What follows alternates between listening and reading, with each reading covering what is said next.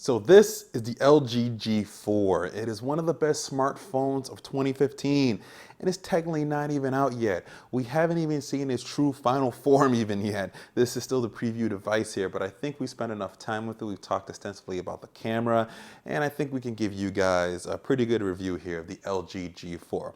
Let's start off with the design here of the G4. So the design here on the G4 is pretty much where I'm going to have probably the most criticisms here with it. It's a nice design. It's probably what you would see as far as a 2014 flagship phone in terms of design. It looks very similar to the G3. It's just thinned out just a little bit more, I would say, with not as many rounded corners as we previously saw. Now it does still have sort of the nice arc in the center of it here so that it fits in your hand a lot more comfortably without bowing out too far when you're making a phone call and you have it on your face. It's going to feel like a normal phone when you're talking on it here without it going out too far. It's pretty nice. It does have the rear key design here, which I criticized, I remember, on the G2. I liked a little bit better on the G3 because they improved the buttons, and here on the G4 I like it as well too. It's pretty nice. It's actually, you can press the rear key buttons twice. You can actually get quickly to the camera, even though it takes a shot immediately as you do that. I wish you kind of changed that setting around, but overall, it's a pretty nice, I really do like the rear key design more now than before. Now, as far as the back plate here itself, it has sort of this rigid design here, and I'm not the biggest fan of it. It's nice to kind of look at, and it's a nice thought, but I really would like LG to include probably the leather backings as the default for these phones. I really think that's going to be a lot better, and I think it gives it a much more of a premium feel if they include the leather backings and a unique look to it, especially competing against the ONE M9 that's all metal and the Samsung Galaxy S6 and S6 Edge, which is a glass and metal mix. That leather will give it something to stand out and give it a much more of a premium feel, I feel, with that. Now the G4 is still packing some pretty good powerful specs inside of it here. It's going to boom like an 808 with a Snapdragon 808 processor inside of it, which is a 6-core hexa-core processor with 3 gigabytes of RAM and 32 gigabytes of storage built in. Now, the key thing here is it's going to be one of the last phones that's going to be out, that's a flagship, that you're going to be able to remove the back plate and actually add additional storage and replace your battery as well too. Comes with a 3000 milliamp hour battery, which is nice and pretty sizable. We'll get into battery life just a little bit later here. But being able to add up to 2 terabytes worth of storage, it's a pretty cool thing to be able to do. Granted, I'm not sure how many people are really going to use that much, but the advantage of not only having a 32 that's built in, but having the ability to add your own, I think it's still a key thing, and I still think it's a lot of people are kind of looking for that. So this might be the phone for a lot of those folks that missed that and want to kind of go with that once again. Now for software, it's still running Android 5.1, one of the latest versions of Android out right now. It's pretty fast and pretty sleek. That 808 processor and the 3 gigabytes of RAM keep everything running pretty fast. It's running Android's UX 4.0, LG UX 4.0 is what they call it. And it's definitely a lot more trimmed down and a lot sleeker than before.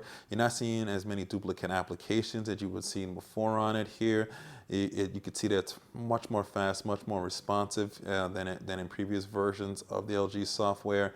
The settings menu is still a bit of a garbled mess, but you do have some couple of cool things in here, one of them being smart settings, which is similar to sort of the Moto Action, so you can kind of get the phone to do certain things based on certain geographical locations, where you're home or away, or when an accessory is plugged in. You can kind of turn some of these on or off as you go along and have a little bit more automation to your phone, which I think is a nice touch that they add. I also like that they added this the smart cleaning function, which is something they had in previous LG phones, but I think this is pretty cool. Usually this is an app you have to download, but being that it's available right within the phone to sort of clean out some of the gunk within your phone from installing, uninstalling apps, downloading pics, music, all those sort of things, and being able to sort of go through and clean it out, I think it's actually a pretty useful application to have. Other than that, it's pretty much typically what you would see in most UIs today. A lot of companies have slimmed down sort of all the gunk they've put on top of their phones. Then they have to do previous versions of Android. Definitely, you've seen that with HTC. We've seen that with Samsung, and LG is also falling forward with this as well too. They do have some of their added things, such as Smart Bulletin and sort of this card here on the side. It's there, it's nice. If you're going to use those type of things, you can definitely use that. They do have a widget that gives you these smart tips here, but I wish they were localized a little bit better. We are dealing with the international version here, and I wish it would just be worded better, a symbol or something, or it would be a lot better. Rain tonight, put on some waterproof gear is I get it, but I wish it was just a little bit, I guess wish the context was just a little bit better here with it. But overall, I really do think this is the best version of LG's UI. You still have a lot of the customization with it as well too. So if I was to hold on, let's say, to the gallery icon there, and I hit that little brush, I'm still going to be able to customize that around as I want to. So if I want to change it to be the letter G, it can be the letter G. I can change it to whatever I want it to be. I can add an icon, or I can change an icon as I want to as well too. So you still have that deep level of customization that LG has always carried within their UI, but they've cleaned up a lot of the duplicate applications. So definitely I would give this a thumbs up for LG in terms of software. No lag, it's pretty fast, and overall I think a lot of people will like it. So the LG G4, there's really two main events here on the phone, two big things that it's about. It's the 16 megapixel camera and the 5.5-inch Quad HD display. Let's first talk about this display here. So it's an IPS quantum display. They've improved with it so that it has a lot better sort of battery life with it and color reproduction. And I definitely have to say, compared to last year with the G3, it's a much brighter display, and it's definitely, I've seen colors look just a little bit better, not as washed out as it was on the G3. It's still not as vibrant, I would say, as the Galaxy S6 display, or as vibrant as I would say even say the Galaxy Note 4 display, but it's still a display that's going to satisfy most people, and people that are going to be watching content on here. It's going to look good, it's going to look fine. Most of you will be satisfied with this display. And definitely I've seen it help improve battery life. Definitely battery life in this device is with the 3000 milliamp hour battery that is included with it. Definitely gets me through a full day on a single charge. I would even say it really gets me through a day and a half. I'm able to kind of use this throughout the day. I have a few email accounts coming to this, some social networking going in here, making some random texts here and there, and messaging and such, and taking photos and pictures and all. And with all that, I definitely get through the day. I can start about at 7 a.m. in the morning and get to about to the end of the work day around 5, 6 o'clock or so, and be still at about 40 to 50% battery life. And I would say overnight, if I was to leave it on charge overnight, I have probably roughly around 30 to 35%. This is with heavy use, obviously, as a power user. If you're not a power user of the phone, it's going to vary in battery life, of course, here with it. But I would say it's about a day to a day and a half is what you look in terms of real world use. So basically, if you forget to charge your phone the next night, you're not going to be dead out of the water. You're going to be able to take it with you and, you know, get it to a charging port if you have to have a charger at work. So that's not something I would necessarily worry about. Now, there's been a lot of controversy about, does it have quick charge or not? Does it support Qualcomm's quick charge technology? Now, at first, LG basically said it doesn't, but essentially, they sent an update. Essentially, it has it in there that they're not really advertising about it. Basically, when we got this version of it, the one we got from the event, it doesn't include a quick charger with it. I've used other quick chargers with it, and it has increased in charging speed with it. So it is in there. They just didn't include a basic quick charger to go with it as well too. They included just a standard basic charger. So hopefully in the final product, they will include a adaptive charger, a quick charger to go with the phone, because it does do indeed support that. It's not a slow charger by any stretch of the means. So let's just get that controversy out of the way there. When you charge a device, it's going to be fine, and it charges quick enough that you're going to be able to get yourself back up and going again. Now, we've talked a lot about the G4's camera. It's a 16 megapixel camera, OIS 2.0, has aperture at f.18, and it has a color spectrum sensor, which is new to it, the laser autofocus from last year, and it has a two-tone flash that hopefully you'll never actually have to use here.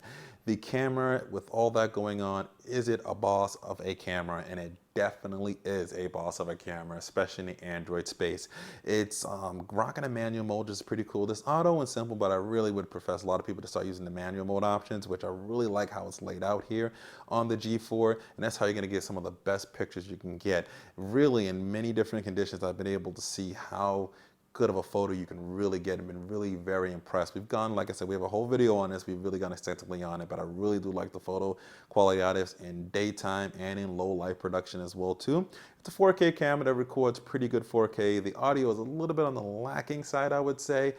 All right, folks, getting some awesome 4K UHD footage out here with the LG G4. This is actually where we are. We're in basically in South Boston or Southie, over by kind of not at the Seaport District, but we're kind of. All right, guys, Bowman here from BWOne. And we are recording now in the LG G4 in 4K at night. See how night mode works. So just a quick view of the highways. That's pretty much the LG G4. It's a great smartphone that's definitely made the key improvements it's needed to make over its predecessor. It does have some caveats here with its design. I'm not necessarily, it's good, but it's not necessarily something that's, I would say, innovative or anything. Not something you're going to see with, like you see with the HTC One M9's all metal design or the Galaxy S6's glass and metal sort of design with it, but it's still good and it still works overall. The camera is impressive. I think it's the best camera out right now on the Android side of things.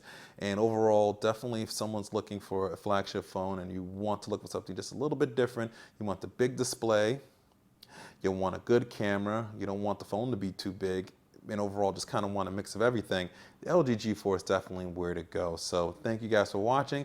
Definitely post your comments and your thoughts below on this. And always remember to live your tech world in high definition. Thanks for watching.